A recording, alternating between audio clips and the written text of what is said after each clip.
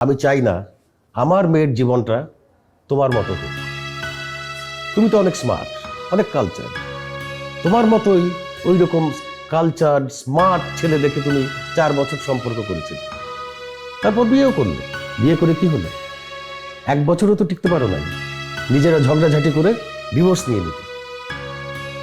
ভাগ্যিস আমার মতো মানুষ তুমি পেয়েছিলে।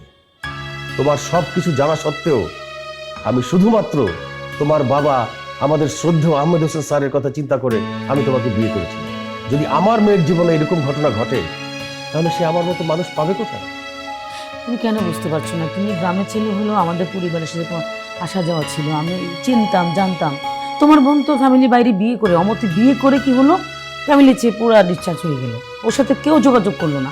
তার ছেলে সোহাগ, তাকে চিনি না জানি না, কখনো দেখিনি, আমি কিভাবে মেনে নিই বলো? তোমার তো জানার দরকার নাই। তোমার সোহাগকে জেনে কি লাভ? সোহাগকে তো আমি চিনি। সোহাগ আমার বোনের ছেলে। আমার বোনের মৃত্যু সজ্জায় আমি তাকে কথা দিয়েছি যে আমার মেয়ের সঙ্গে সোহাগের বিয়ে দেবো। তার লাশ নামানোর সময় আমি এই কথাই ভেবেছি এবং তখন সোহাগকে আমি দেখেছি।